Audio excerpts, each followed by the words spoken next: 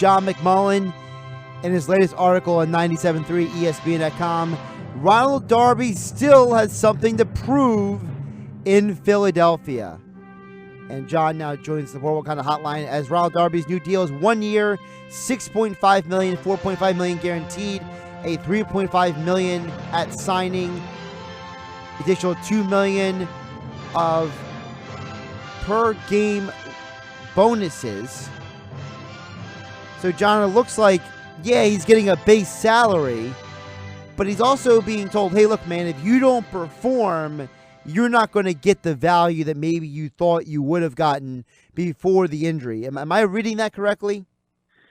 Well, yeah, I mean, that's why Ronald Darby's here on a one-year deal, because he didn't get the offers that his camp was expecting, and the reasons are kind of obvious. I mean, he's missed significant time over the past two seasons, 17 games total, and he's coming off a torn ACL, so he's still rehabbing from that. But you're talking about a guy who, if he played at the level he was playing at, say, at the end of the 2017 season, the beginning of this season, there aren't a lot of cornerbacks in this league. And 25-year-old cornerbacks hitting free agency as Ronald is, with his kind of talent, you're talking about probably 12, 13 million a year. So you can see the impact the injuries have. And from his standpoint, he gets to stay in the defense he knows. That's important because he's not going to have an off season.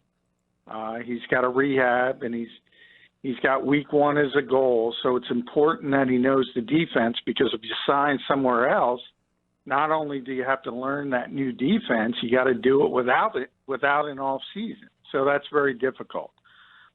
So from his standpoint, he knows the defense. If he can stay healthy, that's the goal. That's always the goal. He'll be in free agency again at 26. And if he plays 16 games, he's probably going to get a lot of money. You know, you look at the Eagles last year, the depth became more and more of an issue. Not really an issue, but a talking point. And with Darby coming off the injury, John, if he's not 100% ready to go early in the season, what kind of defensive backfield are you expecting to see out there? We know that Vontae Maddox had a very good year last year. We know that Mills is also himself coming off an injury. Douglas had his good and bad games. You know, what do you think the defensive backfield is going to look like at the corner positions if Darby is not fully ready to go in the first 4 weeks? Well, he got hurt November, I believe, 11th. So if you think about September, that's about 10 months. So he should be ready for week one. I expect him to be ready for week one. I don't think that'll be an issue, but we'll see. I mean, the Eagles do have some depth. They don't have to push the situation, and that's always good. But I think as they pencil it in, it's going to be what it was last year before the injuries, not only Ronald, but also Jalen Mills, who's coming off foot surgery. So he's rehabbing as well. Those are your starters on the outside. You want Sidney Jones and you want Rasul Douglas to push them. And then I think the slot is going to be a competition between Avonte Maddox and Cre'Von LeBlanc, who played well at the end of the last season when he got the opportunity. So I think that's how the Eagles will go into it, and it'll be a very important offseason for Sidney Jones and Rasul Douglas, because they're the younger guys, and they're going to have a lot of work to do while Darby is still rehabbing, and we'll see where Jalen Mills. Last time we saw Jalen, he still had a walking boot on. So I don't know if Jalen is going to be ready to go for the start of OTAs as well. John McMullen joins the Boardwalk on the Hotline like he does every day at 4 on 97.3 ESPN. The other Eagles secondary news came right at the end when you and Mike Gill were wrapping up, and you had predicted this move. Andrew Sendejo is now the new third safety. And, John, I know you predicted this would happen, but, John, I love this addition, because this is a guy who is still a very good football player. He's a guy that allows the Eagles a lot of flexibility, especially when Malcolm drops into either the slot or the nickel linebacker. He's also got that little bit of an edge, that little chip on his shoulder that I think is going to help bring a little bit of extra aggression to an Eagles defense that at times last year I think it didn't have the oomph it used to last year. Yeah, I kind of wrote about that. I think it's an excellent fit from a football standpoint. I think what you bring up with Malcolm Jenkins is paramount to that because Jim likes to move Malcolm around, who's got tremendous versatility, but only if he has confidence in that third safety. And at times last season, he didn't have confidence after Rodney McLeod went down and the injuries started to pile up. So this will enable Jim Schwartz to do a lot of different things on defense. This is a guy who's played a lot of football, started a lot of games on a really good defense. So he understands how to play the position, number one. But he is, if this were in the 1980s, Philadelphia would love this guy. I mean, this guy is an old-school big hitter, and I'm not sure that helps you in today's game. He's the one who made up the hat that said, make football violent again. He's been fined and suspended before. And once you get that sort of reputation, and sometimes it's not fair, they start putting you under the microscope, and all of a sudden it might even be a clean hit, but it's a big hit, and you get 15 yards, and that hurts you. So he's a big hitter, one of the few big hitters left in the game of football, to be honest with you. And I'm not sure, it's crazy to say, but I'm not sure that part of it is positive. John, since free agency has taken place here with some additions, Deshaun Jackson, you and Josh talking about Ronald Darby, staying on. I ask you this kind of weekly when I'm on and you're on with me here, but what's the draft update since these moves have taken place with the Eagles and even around the league? Is everything status quo, or is there anything maybe that could change with them? Well, I think from the Eagles' standpoint, they've done a pretty good job in free agency, adding to their obvious weaknesses. You mentioned Deshaun Jackson. Ronald Darby not only gives you a starter back at cornerback, but increases the depth because it knocks Sidney Jones and Rasul Douglas down a peg. Excuse me. And then Malik Jackson, obviously defensive tackle, was a big need. Linebacker was a big need, and they bring in L.J. Fort. Third safety was a big need. They bring in Andrew Sendejo. So the one thing they haven't really addressed is running back. There aren't a ton of running backs in the draft. It's early in the draft. I think only one, Josh Jacobs, is worthy of going in the first round. So at 25, it's going to be difficult to get a player like that. The Eagles have to address that position. But so that's a long way of saying they have put themselves in a position to not have to reach for really anything. And if a player falls to them, and he usually does, that you like, you can take them no matter the position. And one of the outside things nobody's talked about, because we've constantly talked about some of those weaknesses in defensive tackle and how good the defensive line talent is in this draft as a whole. But offensive line, I think that's on the table as well. Not immediate, but this is a very good team, a very deep team that has to ultimately start building for the future on the offensive line, which has been a strength of this team, remains a strength, but Jason Peters is 37. Jason Kelsey talked about retirement. Brandon Brooks is coming off an Achilles. So you have to start thinking about the future as well, and that's what the draft's about. John, you mentioned the fact that the deep draft, I also think, like you mentioned, there's always guys who are dropping, and I have to wonder, John, how much focus is going to be on the defense versus the offense moving forward. We know that you mentioned running back, but we can always find running backs in the third, fourth, and fifth rounds. There's a history of that in the NFL. Do you think, John, the Eagles could be going defense heavy in those first 2 rounds unless a certain player drops to them? Well, they're going to get a defensive lineman in those first 2 rounds. I'm going to guarantee that. But that has more to do with the draft and them wanting to address a need or trying to make Jim Sports happier about offense versus defense. It's just because that's the deepest part of this draft is the defensive line. So I'm very comfortable in saying they're going to get a player at that particular position, whether it's edge or defensive tackle. They're going to get somebody there in the first 2 rounds because it's just there's too many good players, and you're not going to be able to pass up on it. But the first round, obviously 25th overall, in the second round as well, then you start talking about other needs, and you mentioned running back, and there have been a lot of running backs that around the league have been found later in the draft. But let's be honest, the Eagles haven't been tremendous at that. You could argue they're better at finding undrafted guys than running backs in the third or fourth round. Everybody brings up Donnell Pumphrey, who's still here, by the way, is adding weight. He's going to give it one more opportunity to make this roster, but they haven't had a ton of success finding running backs in that way. And I still think they're going to add one in free agency. I still think they're going to add one in the draft. I think they need multiple bodies at the position.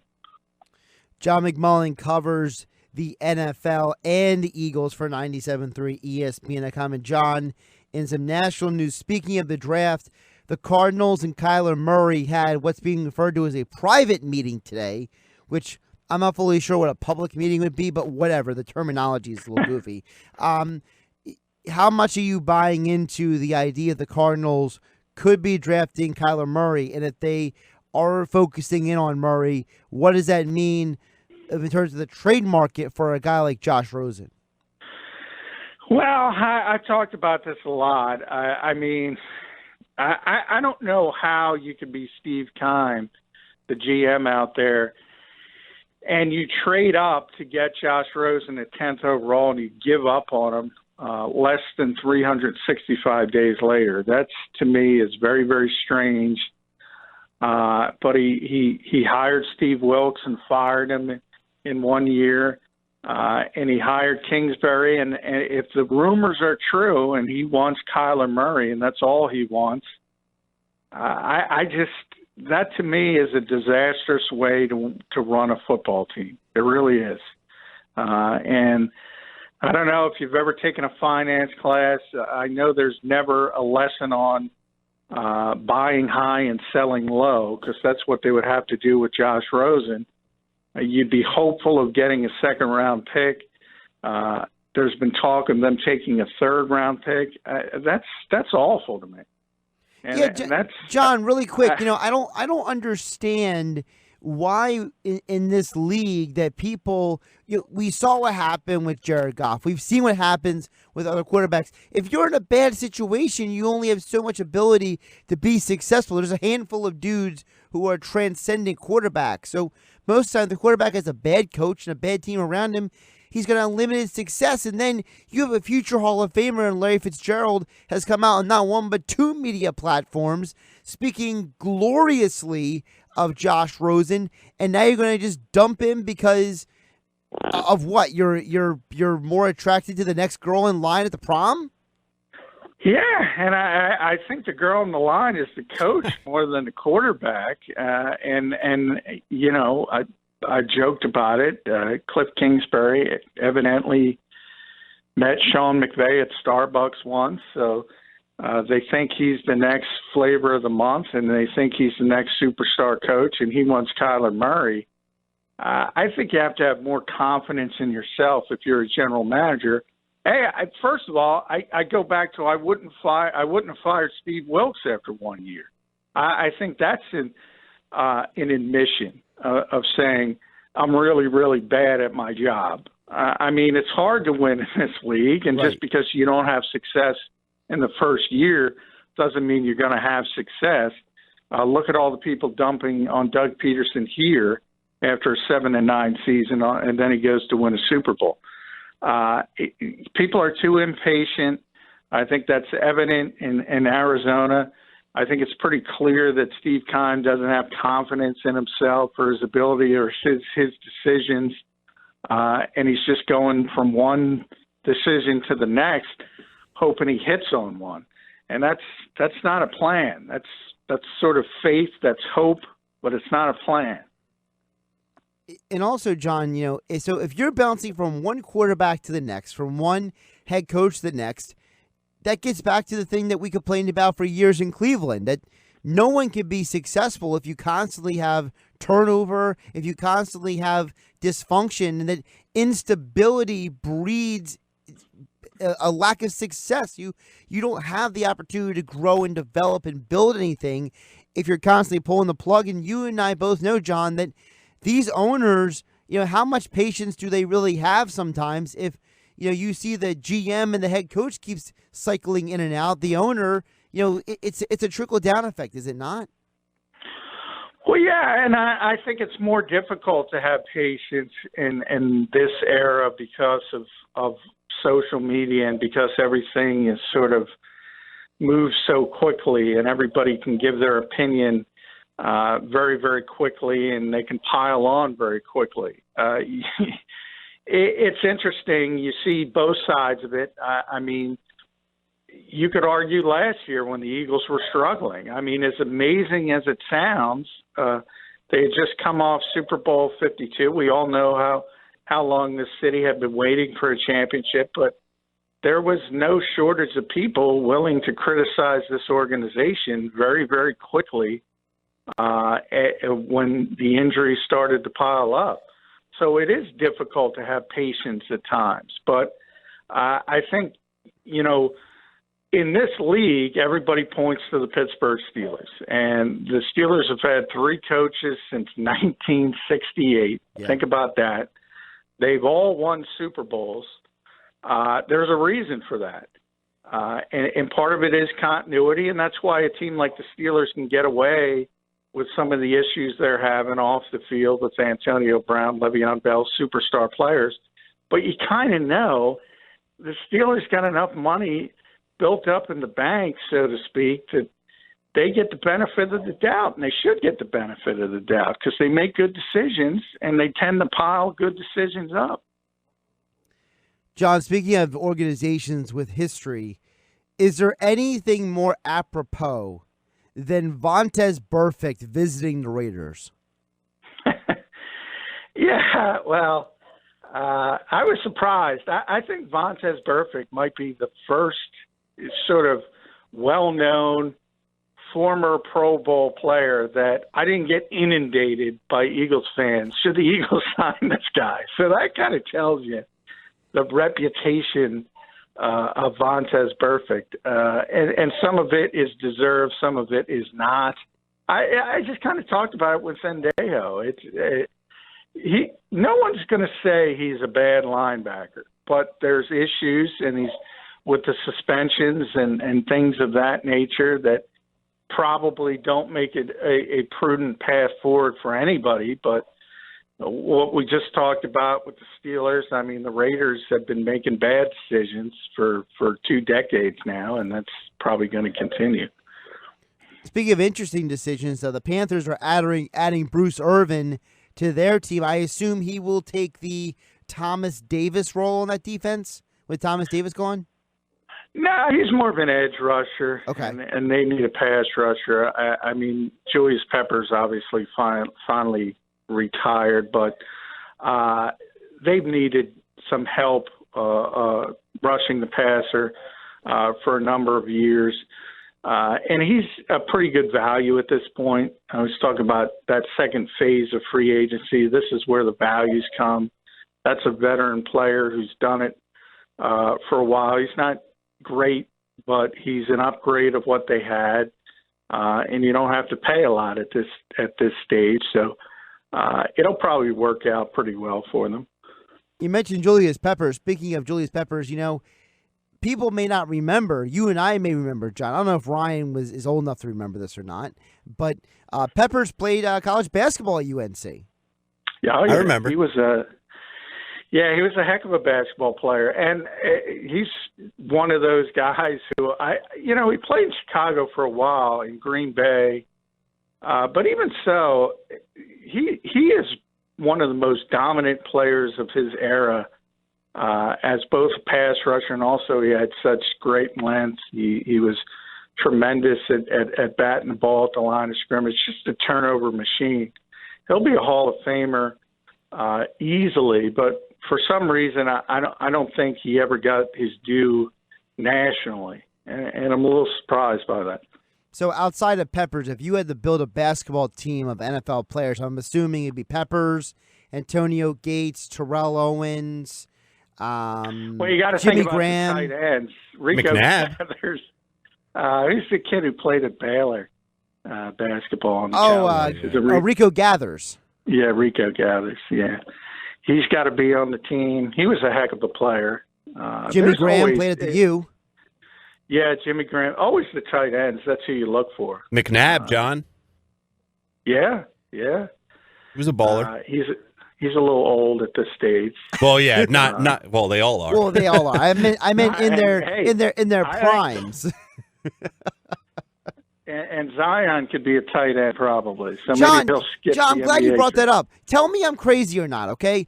Yes, you're crazy. I but know go I'm on. crazy, but if I'm an NFL team, He's not going to be. I'm using a 7th round pick on Zion. If I'm an NFL team this year, You're not serious with that. I'm right? dead serious. Well, why would he? He's going to be number 1 overall in pro. Right. So Because- I mean, he's not going to play. But But John, even if the NBA career doesn't work out, let's say he fizzles out, I'm calling him and saying, "Come be a pass rusher for me. Come be a tight end." well, I think he could do it. But I mean, he's going to be obviously the number 1 overall pick, so there's no need for him to change sports. But and Kyler Murray, Kyler Murray in baseball, but Charlie Ward, if you remember him, Sure, Heisman Trophy winner. yeah, could do both, and he was on the New York Knicks in basketball. A lot of dual threat players. Probably Bo Jackson, baseball, football would be the biggest one. But there's always, when you talk about basketball and tight ends, that's where they tend to gravitate. I know, John. Yep. But I would make him a defensive end. I think him coming off the edge would be a nightmare for quarterbacks and offensive linemen who can't even block anymore. Well, that's what they look for is length. So if you do have those long arms and you can handle the physicality, you're probably right. Maybe people start going in that direction because if you're athletic, I'm going to be interested. A lot of people laugh at John Gruden, right? Rightfully so. But I think at some point, somebody's going to look at these defensive players. You mentioned about offensive linemen can't block. The defensive linemen get more and more athletic, lighter and lighter. At some point, somebody's going to line up with a fullback and get a few offensive linemen that can actually block like the Eagles have and just say, I'm going to run it down your throat. Somebody's going to do it. Yep, So and they it's have going to switch all. patience enough to It's do going it. to switch all back again, right? It's going to go back to I the. don't know if it's going to switch fully back Nah. again, but I think somebody's going to do it, and it's going to be really, really successful. And someone's going to win a Super Bowl with it, John. And then what's going to happen is the whole league's going to try to duplicate it for 2 years. Then we'll go back to passing offenses. Yeah, well, it's the pendulum theory. It goes back and forth. They're all But, copycats.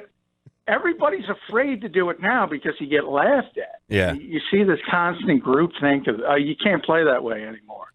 But you know what? If you're going to line up 240-pound defensive ends, and why not? Why can't I block them?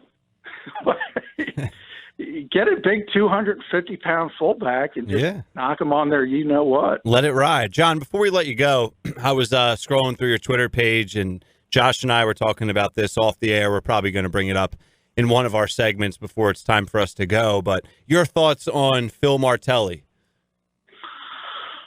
Just a great guy. I mean, when I used to cover the NBA, I remember I did a story on Jameer Nelson. I remember Delonte West was having personal problems. And anytime you picked up the phone, and you needed information, Phil would, if he wasn't there, he'd get back to you. He would just take time out of his day.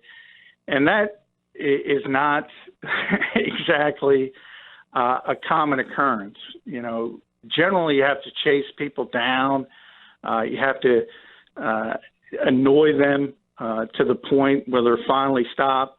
But this is a guy who always went out of his way to help not only us in the media do our jobs, but obviously he cared immensely about his kids, his players, and as they went through life, long after they leave St. Joseph's. So that's one of those where you see what college basketball has become, and it's all about getting recruits for a year or two and making deep runs in the tournament and sort of looking the other way if you maybe do some things that are not quite above board. And Phil Martelli is the exact opposite of that, and it's a sad day for Philadelphia basketball.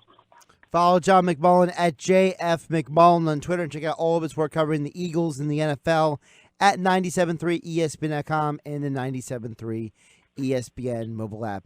John, we'll talk to you tomorrow. Hey, thank you, guys.